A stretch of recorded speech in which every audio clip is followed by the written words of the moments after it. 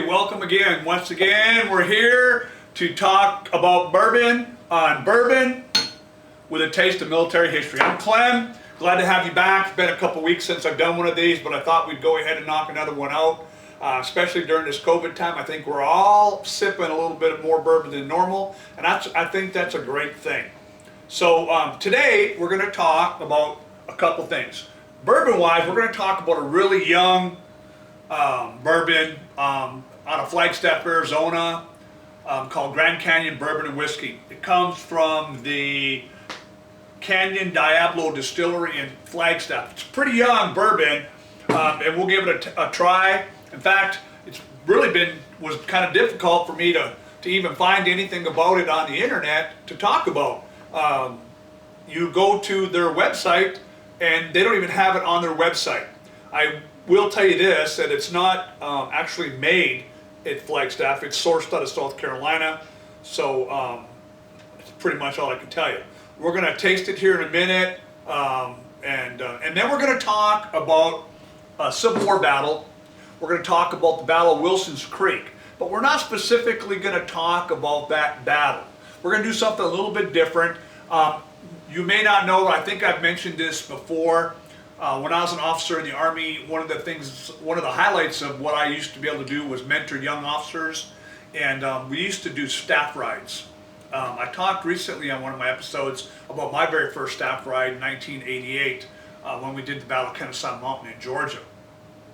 But I like to give staff rides here in Arkansas. One of my favorite battlefields to go to is Wilson's Creek, which is just above the northern Arkansas line near Springfield, Missouri.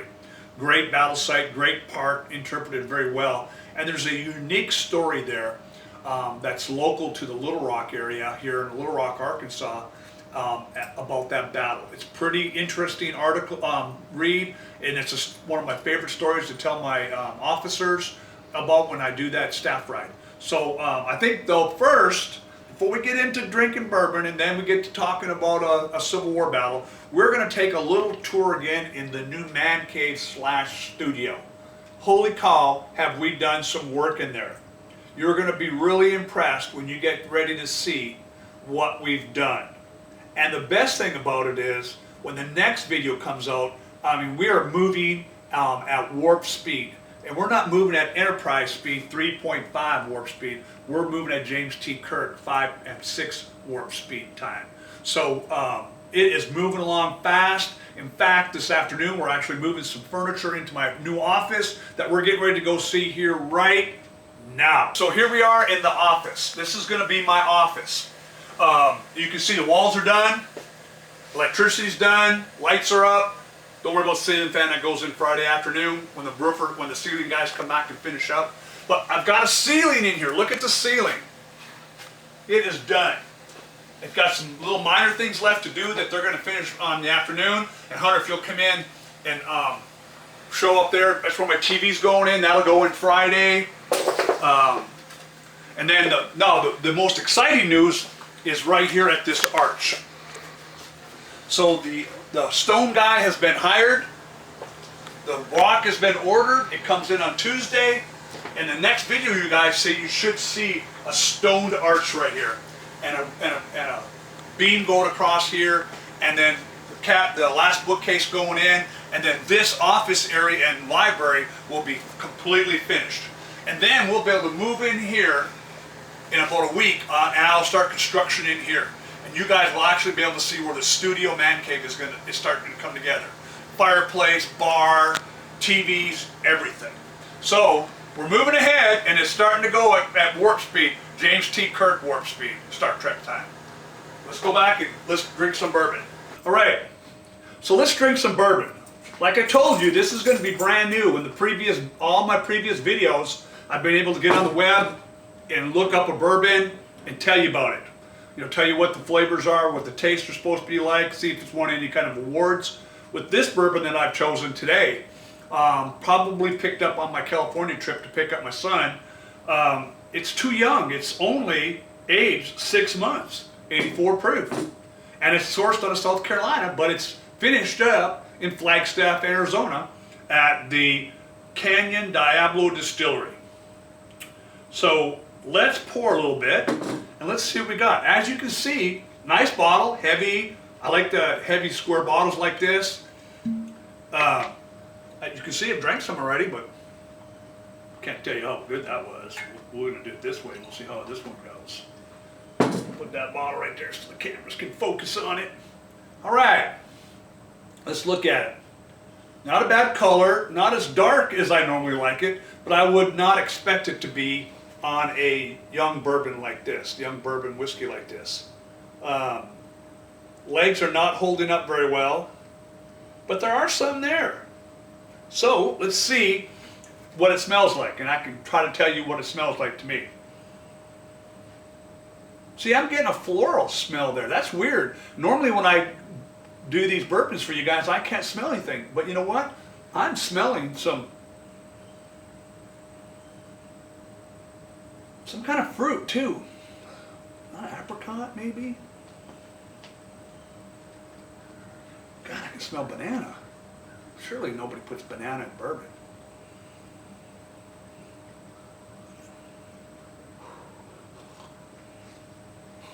I don't know, guys, but I'm smelling a fruit. Kind of a tang one, but I'm also smelling banana, and there is no banana in bourbon. But I'm kind of smelling a little banana there. Let's try it. Ooh, a little bite there. Nice first taste. Goes away rather quickly. It's pretty darn quick. It shouldn't have been that quick.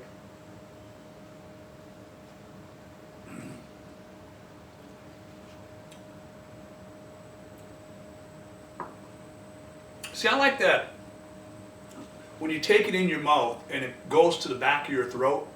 I like that, like, warmth or little bit tartness taste that it goes down. I normally like it if it would give me a hug in my chest and a hug in my tummy, but I'm not getting that with this. And I think that that's one of the issues you're going to have if you produce a bourbon that quickly, or whiskey that quickly. 6 months is just not enough time in the barrel to develop that. But I will tell you this: I'm liking the taste I've had so far for such a young bourbon. But let's see what it does when it goes in the water. I'm getting a little burn, not a burn, but maybe a little hug now from it. It's kind of like settling. That's not bad. I mean, you know, you'd like to sit down. Maybe this is the type of thing you can just sit around and sip it a little bit and just relax and go slow, and it stays with you. I like that. That's kind of interesting. You don't get that from a lot of bourbons. So let's pour it in my famous Michael Papina Christmas gift glass. Really solid crystal, which I like. We'll put a little bit more in there. We'll put this in here, and we'll let it sit just for a little bit. So I'm glad I'm able to continue to show you the progress on my basement / office / man cave / studio. You know, Debbie is bugging the crap out of me. Look, I have a guest today. I wasn't going to have guests today, but I do have a guest. His name is Boomer, and apparently he wants to be on the video. Yes, here he goes. He's settling down, which is kind of weird, but I think he likes the camera, and that's good. Hey, Boomer, how you doing? So she has been really on to me about getting this basement area here, or this game room in our. She wants to get it cleared out of all my junk, and she wants to start kind of maybe making this into her own room. I know that one of the plans that we have is, you know, to go ahead and replace the carpet. So we've been, like I said, I've been moving fast on that basement. It did slow down a little bit while I had to wait for son Michael to bring his crew here to do the ceiling, but they're done with that now. And like I said, the rock guy's coming in, and I'm ready to get moving. I'm ready to buy plywood. And Boomer, you're unbelievable. Hunter, look at this. So, there you say hi to everybody. Boomer, say hi. So, yeah, I think that maybe in a week or two, we could probably shoot this at my office. We'll shoot inside my office in there, and we won't shoot in this room no more.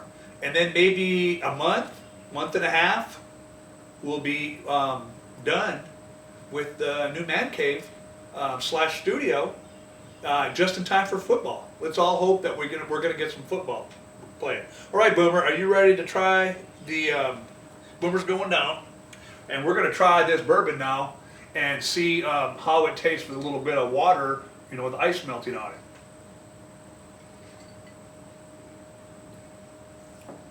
Okay, so I'm getting a completely different taste. You know, of course, the water went ahead and knocked down the bite that you're going to have. But the first initial taste, I've got that fruit again, and I want to say it's apricot. I don't know why I'm saying that, but I'm saying it's apricot. It's not banana, but it's apricot.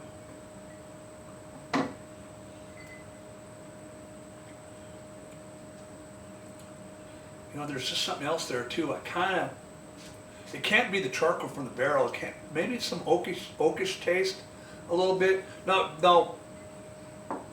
So it's aged at 6 months, but I'm not sure because like I said, I really couldn't do any research on this bourbon. If it was aged longer in South Carolina before it was moved to Flagstaff, and then when it moved to the distillery in Flagstaff, Canyon Diablo, that they went ahead and put it in their own barrels there, and they aged it for another 6 months. I'm not sure how that works. Maybe one of them will, if they see this, will send me a message and let me know. Or maybe somebody else that's tried this bourbon before will do that. But I tell you what, I am liking this bourbon. It's kind of maybe just be like a sipper. So maybe if you're wanting to recommend not a very powerful bourbon to a friend who maybe is breaking into bourbon, this would be a good one for them. I think 84 proof is good for this, and all that. On the back of the bottle, it says John Wesley Powell, soldier, scientist, and explorer. He lost his right forearm in the Civil War. Later, the White River Utes named him one arm off. In 1869-1871, he led the first recorded passage down the Colorado River through the uncharted Grand Canyon. On the first expedition, one boat wrecked on rocks amid the rapids. 3 men and supplies were thrown into the river. The men washed ashore uninjured, and a keg of whiskey was recovered. Of the whiskey, Paul later wrote, they had taken it on board unknown to me, and I'm glad they did. We salute John Wesley Powell, a truly remarkable individual, to all the adventures that possess a boundless spirit. Hey, I'll put a link to Canyon Diablo Distillery on my site, so you can, if you want to go to their website and look at what they got, you can do that. We'll also tell you how to, if you're in the Flagstaff, Arizona area, that you can go and visit the distillery. But with that being said, we're going to enjoy this rather young bourbon, but rather good bourbon, and we're going to talk about a battle, or we're going to talk about a group of people from the Civil War, from Arkansas. And we're going to talk about the Pulaski Battery. Now, Little Rock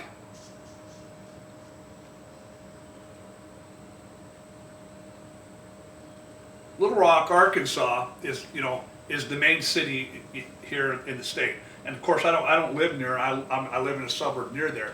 But back in the Civil War time, Arkansas voted to secede from the Union in 1861. But before that, they had an arsenal. A federal arsenal was located here, built to supply and protect people moving to the west at that time. And it was stationed by a small group of regular Army soldiers, and was captained by Captain Toten. And actually, his dad was from Little Rock and was a prominent physician here in the city. So he was a regular Army officer. His name was James Totten, Totten, and he ran the arsenal, and he also was an artillery officer. So he trained because the Arkansas people, the governor, Rector, decided that he needed some infantry, cavalry, artillery in the state. So they formed a unit called the Pulaski Light Artillery Battery, and it trained under the direction of James Totten, the regular Army officer, to be artillerists if they needed them. They had 2 6-pounders and 2 12-pounders cannon that they were able to use. So they trained and trained and trained, and everything was good. Well, but along came the start of the Civil War, and secession, and the voting of secession took place. And of course, the Arkansas history, if I'm correct, the first time that it was voted in Arkansas turned it down. They were not going to secede from the Union, but eventually they had enough votes and they did it. Well, because they decided to secede from the Union, the mayor of Little Rock had received a telegram that reinforcements were arriving at the arsenal's garrison to reinforce the arsenal to protect it from the Confederates. So Governor Henry Rector sent a letter to Captain Totten asking him for his intentions. Was this true? And what was he going to do? Well, Civil War excitement was growing in the state, and they were worried that all the weapons and all the things that were made at the arsenal, that the Federals were going to come in and occupy their state, and Arkansas would not be part of the South.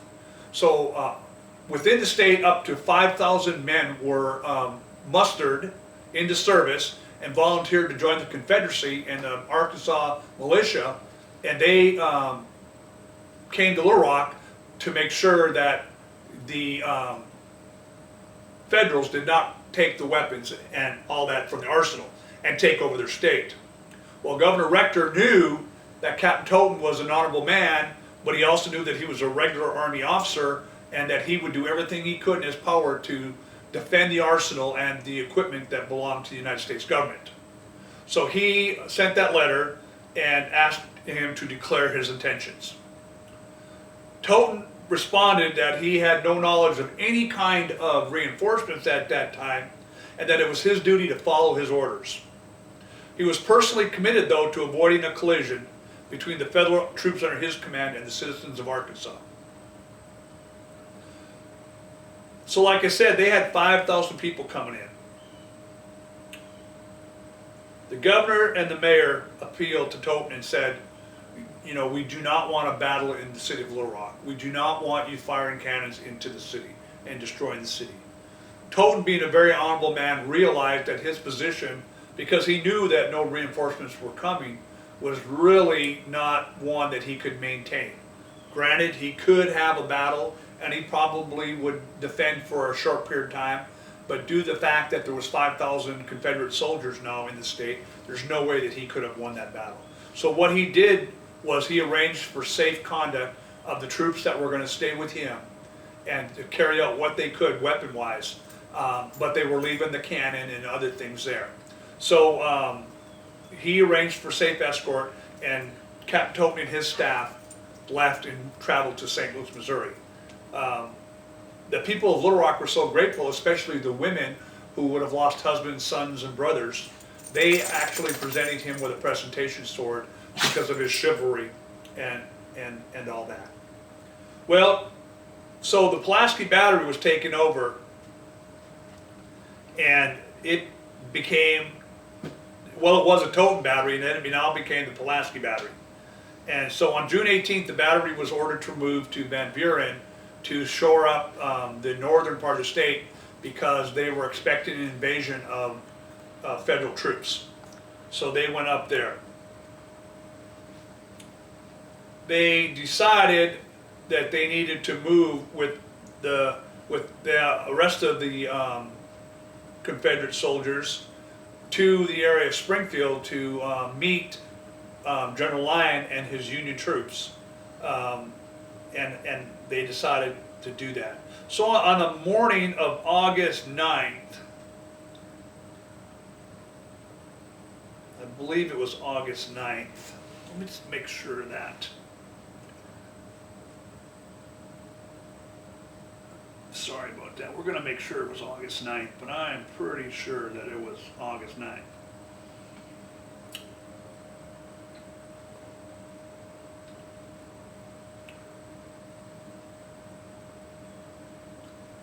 In early August 1861, yeah, the Western Army grew to 10,000 people. The Confederates had 10,000. Line had 54 men, 50 to 100 men, and they met, like I said, at Wilson's Creek near Springfield, Missouri, on the Wire Road. So on August 9th, the men of Pulaski Battery were situated on a little mound, and they were having their breakfast. And the website says their breakfast was some kind of green corn and some coffee. When at about 4 o'clock in the morning, they observed movement from an area across a ravine to an area called, which eventually was called Bloody Hill, and that was Captain Plummer from the Union Army moving his troops to strike the Confederate troops. Well, Pulaski Battery opened fire and was able to check that advance, but counter-fire battery was returned. And one of those units that was returned in counter-fire battery was Company F, Light Artillery, commanded by James Toten, their teacher, their mentor, the man who had taught them how to fire artillery. Well, this battle lasted all day, and the Pulaski Battery, being so well taught by Captain Toten, withstood any kind of counterfire and returned fire constantly, and was able to stem the attack of the Federals from that position. And it actually held them that day and during that battle. Unfortunately, one of the shells from Captain Toten's battery struck the Pulaski Battery and killed Lieutenant Weaver. It kind of like decapitated him and all that. So the battle ended that day, and of course, you know, Wilson's Creek, they both declared victory. Even though, I mean, if you went strictly on the amount of soldiers killed, it would have been a Confederate deal. I always thought it, though, was an interesting story that Captain Toten ended up having an artillery duel with his former unit that he had taught how to perform. And I'm sure that Captain Toten, whereas, you know, he was disappointed that they were not able to carry the field of battle, probably felt some inner pride within himself to know that the people that he had taught so well had continued their lessons and had trained and practiced hard and were able to hold off the Union Army and stop that battle.